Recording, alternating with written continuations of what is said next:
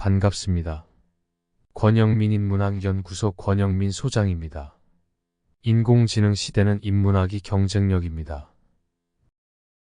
눈동자는 그 사람의 악을 감추지 못한다. 사람을 살피는데 눈동자보다 더 좋은 것이 없다. 눈동자는 그 사람의 악을 감추지 못한다. 마음이 바르면 눈동자가 맑고 마음이 바르지 않으면 눈동자가 흐리다. 그 삶의 말을 듣고 그 사람의 눈동자를 보는데 사람들이 어떻게 속마음을 감출 길이 있겠는가? 맹자 이루장구 상편. 첫째, 눈동자는 진실을 숨기지 못한다. 에드워드 호퍼와 내면의 표현. 예술은 우리가 느끼는 것을 표현하는 것이 아니라 느끼지 않는 것을 보게 하는 것이다. 에드워드 호퍼. 에드워드 호퍼의 작품은 마치 무언의 고백과 같습니다. 그의 대표작 나이트호크스는 한밤중 커피숍에 앉아 창밖을 바라보는 사람들의 눈빛에 고독이 서려 있습니다. 그곳에는 이야기조차 하지 않는 인물들의 내면 깊은 곳에서 흘러나오는 외로움이 스며들어 있습니다. 그들의 시선은 아무 말도 하지 않지만 오히려 그 침묵 속에서 더 많은 것이 드러납니다. 호퍼는 젊은 시절 뉴욕의 거리에서 사람들을 주의 깊게 관찰했습니다. 하루는 카페에서 우연히 창문 너머를 바라보다가 바쁜 도시 속을 걸어가는 사람들의 눈동자가 제각기 다르게 반짝이는 걸 발견했습니다. 그는 그 순간을 이렇게 표현했습니다. 내 그림 속 인물들은 고독 속에서 그들의 진실을 드러낸다. 그들이 무언가를 말하지 않더라도 그들의 눈빛은 그들의 마음을 보여준다. 나는 그 눈동자를 통해 사람들이 감추고 싶어하는 무언가를 포착하고자 했다. 이후 호퍼의 작품에서 인물들의 눈빛은 단순한 시선 이상의 의미를 담게 되었습니다. 예를 들어 그는 그림 속 인물의 눈동자를 살짝 흐리게 그려 그들이 가진 내면의 무거움을 표현하기도 했습니다.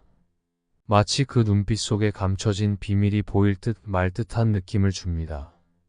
그의 그림을 보고 있으면 마치 우리가 그 눈동자를 통해 그들의 마음 한가운데로 들어가고 있는 듯한 기분이 들기도 합니다. 호퍼의 예술은 단순히 외로움을 묘사하는 데 그치지 않고 인간의 내면을 들여다보게 하는 강력한 힘을 가집니다. 눈동자는 마치 작은 창문과 같아서 우리가 아무리 감추려 해도 그 속에 담긴 감정과 진실이 드러나고 마는 것이죠. 그 눈빛을 통해 전달되는 메시지는 결국 우리 자신에게도 돌아옵니다. 우리는 타인의 눈동자를 읽음으로써 타인의 마음을 이해할 뿐 아니라 자기 자신을 들여다보는 기회를 갖게 됩니다. 호퍼의 그림은 우리가 일상 속에서 놓치기 쉬운 감정의 파편들을 조명해 줍니다. 그의 작품은 마치 속삭이듯 말합니다. 당신의 눈빛은 이미 당신의 이야기를 하고 있다고 말합니다. 둘째, 맹자의 가르침, 눈동자는 마음을 숨기지 못한다. 맹자는 사람의 진심과 본성을 이해하는 데 있어 눈동자만큼 중요한 것이 없다고 했습니다. 그는 사람을 살피는데 눈동자보다 더 좋은 것이 없다. 마음이 바르면 눈동자가 맑고 마음이 바르지 않으면 눈동자가 흐리다고 말하며 눈동자가 사람의 내면 상태를 반영한다고 주장했습니다.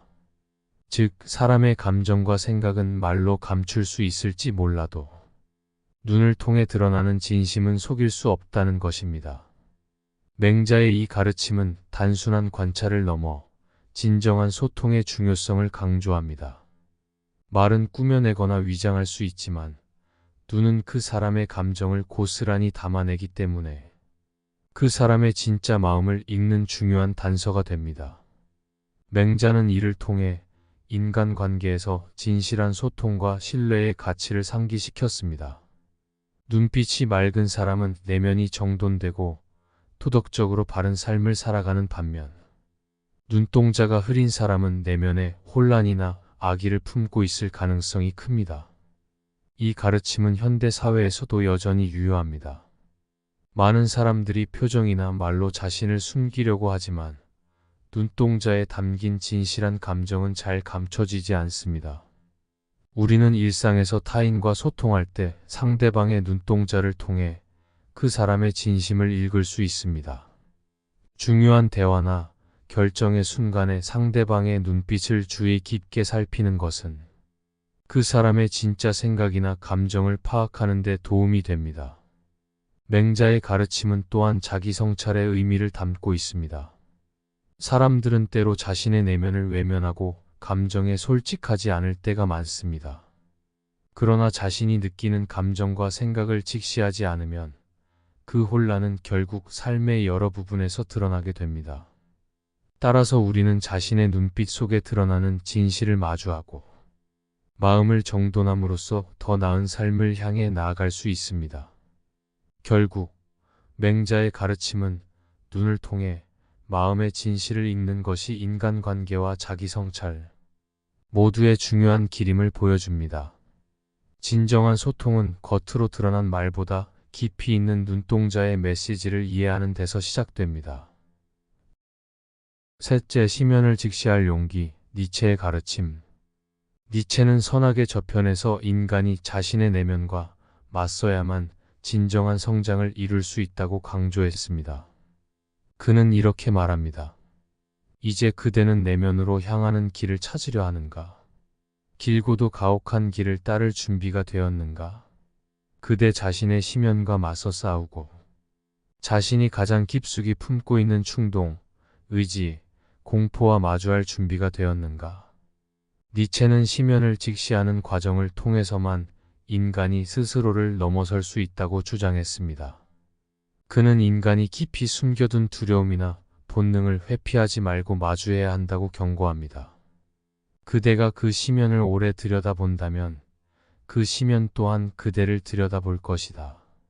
자신을 넘어설 수 없는 자는 결국 자신에게 붙들리고 만다. 이는 내면의 진실을 직시하지 않고 회피할 때 그 혼란이 인간을 더 깊이 휘어잡을 수 있다는 뜻입니다. 니체는 자기 성찰을 통해 얻게 되는 자유와 성장이야말로 진정한 의미의 삶을 찾는 길이라고 보았습니다. 맹자의 가르침도 이와 유사한 점이 있습니다. 맹자는 눈동자가 마음의 상태를 드러낸다고 말하며 눈동자의 맑음과 흐림을 통해 그 사람의 진실된 마음을 파악할 수 있다고 했습니다. 맹자의 가르침은 진실된 자기 성찰과 내면의 성숙을 촉구하며 인간관계 속에서의 진정한 소통과 이해를 강조합니다. 니체의 가르침은 더 깊은 자기 탐구를 요구합니다. 그는 인간이 내면의 심연을 두려워하지 않고 직시해야만 진정한 자유와 자아의 성장을 이룰 수 있다고 봤습니다. 자기 자신의 가장 깊숙한 본성과 두려움을 마주하는 일은 가혹하지만 그 길을 통해 우리는 더 나은 자신이 될 수 있습니다. 맹자와 니체 모두 내면을 직시하고 그것과 맞서는 과정이 인간의 성숙과 진정한 삶을 찾는 데 필수라는 점을 일깨워줍니다. 이번 강의는 여기까지입니다. 이 영상이 도움이 되셨다면 구독과 좋아요를 눌러주세요. 영상 제작에 큰 힘이 됩니다.